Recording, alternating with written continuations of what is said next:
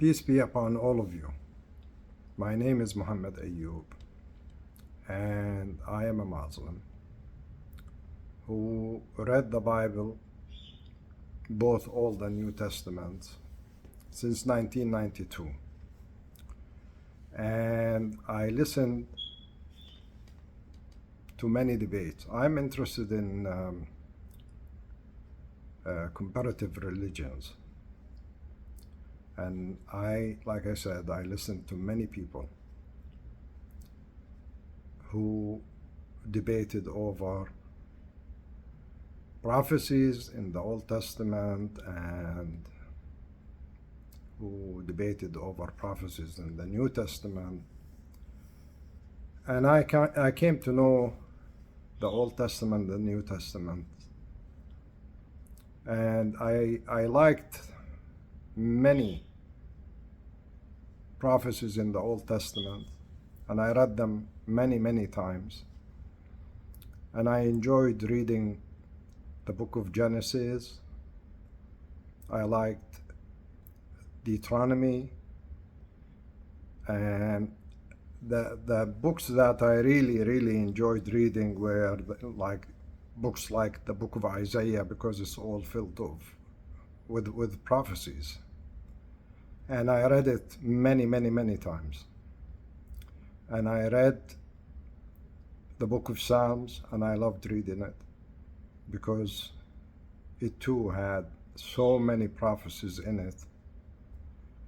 And I liked reading books like 1 Samuel and 2 Samuel, 1 Kings, 2 Kings, and I read them many times over. And I read books like Malachi, Jeremiah. I read most of it. I didn't read the whole thing. I read Daniel. I read some of it. I didn't read all of it. I read books like Habakkuk. And I became familiar with the way the Old Testament was written and how it was set up. And I think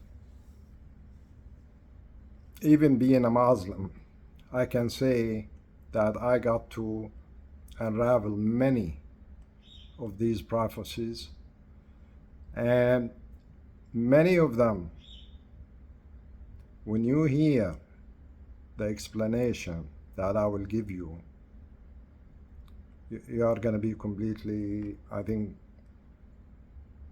shocked. I also read the New Testament,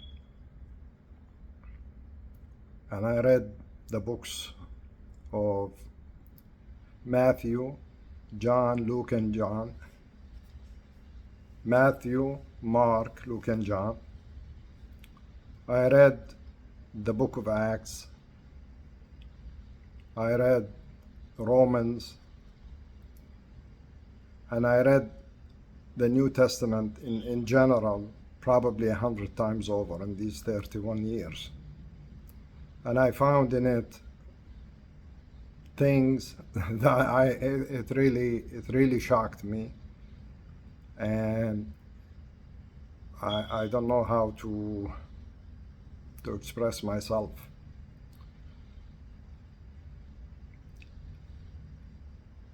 I will try to explain to you what I found, and I will give you proof to everything that I will show you. And I think the best place to start in doing this is the book of Revelation, because it has so many prophecies. I think I unraveled some of it. I'm not gonna lie to you, there are things that I don't understand, because I cannot explain them. But a big section of it, I think that I interpreted it, and in the right way.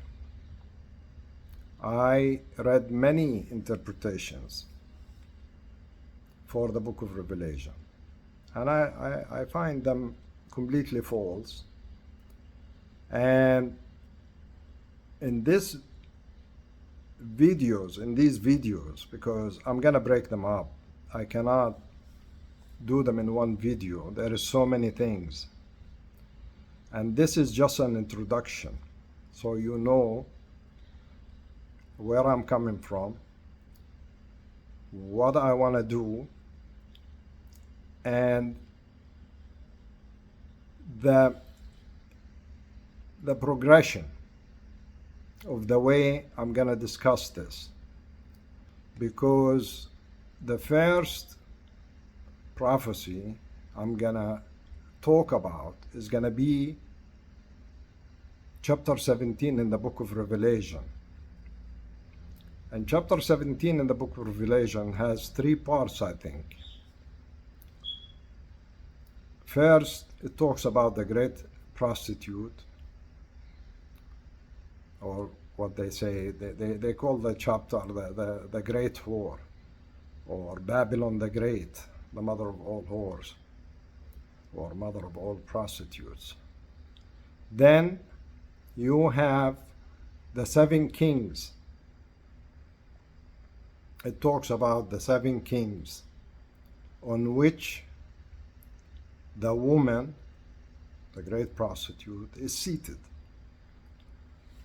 And they describe them, and then it goes into showing you the beast and who the beast was, or who John, the writer of Revelation, if it's John, the writer of Revelation, describes to us who the beast was. And then he talks about the 10 kings, or the 10 emperors, but he calls them kings. And these, like, so far we have 4 parts. I tried to put all this in one video, and it ended up to be 1 hour and 11 minutes. And it turned out to be boring because you cannot, I mean, people's ability to sit and watch for this long, I mean, is limited. I mean, you cannot find many people who would sit and listen for 1 hour and 11 minutes to see who the beast was. So I went and looked at the prophecy again, and I tried to see which part would work best, whether to start by showing you who John referred to as the great prostitute, or the great whore, or whether to start by showing you who are the 7 kings and who are they, or to start with the beast or with the 10 kings. I realized from going through the whole thing that the best way to do this is to go and explain to you who the first 7 kings, not the first, I mean, who the 7 kings are first. This way, we will proceed from there. I'll take you from there to show you who he referred to as the great prostitute. And from there, I will go into who did John refer to as the beast and why, and who were the 10 kings, because the 7 kings, in my own opinion, are not the same as the 10 kings that are described in the same prophecy in chapter 17. The seven kings are completely different. They are not the same. Even though I read many interpretations where they say, oh, the seven kings are the first seven Roman emperors, or some people say they are the seven popes, or they give so many different interpretations because they are at a loss. They cannot really explain who these seven kings are and who the eighth is according to the prophecy, because the eighth is the beast. That's why I decided I will go first into who these seven kings are, and at the end of the description I will explain to you who did he refer to as the great prostitute. But I will not discuss it. I will discuss it in the following video. So the first video that is coming up is going to be discussing who these seven kings are and why. And then the second one, we will in it I will discuss who the great prostitute is, and in the third one I will show you who did John refer to as the beast. And this way the whole thing will be tied together, and as we go I will start talking, like in the first video I will talk about the seven kings, and then I will tell you who was the great prostitute, but I'm not gonna elaborate because that's gonna make it very long. In the second one I will describe who the great prostitute was according to John, and I will tie it into the seven kings, and in the third one I will tie the beast to the seven kings and to the prostitute, and then you will know who the 10 kings are, and it will all tie together, and you will see why I believe that what I have is the correct interpretation for chapter 17 of the book of Revelation. I hope this will show you, and especially Christian scholars, that where they are looking for is wrong. They are looking in the wrong place for these seven kings, because they are not seven emperors or the seven popes or the seven civilizations or the seven nations or the seven countries like some people say. It's not. These seven kings are completely different, and I will show you who they were and why it is them, and why the beast is tied to them, and why the great prostitute is tied to them too.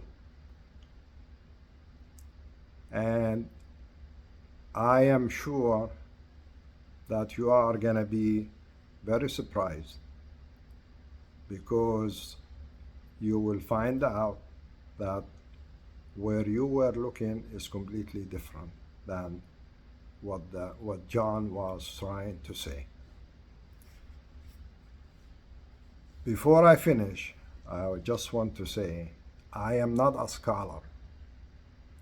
I am not a student of religion. I mean, I did not go to any university for religion. In fact, I'm an engineer. I did not study religion formally in a university or at a school. I did not study Islam either.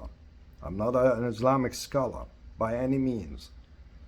I am just a regular person who studied the Bible for the last 31 years from 1992, and I found out so many things in it, and I'm gonna start showing you what I found, and you could accept it, or you might reject it. You might think this guy he doesn't know what the hell he's talking about, but what you will hear is completely different from what you heard before.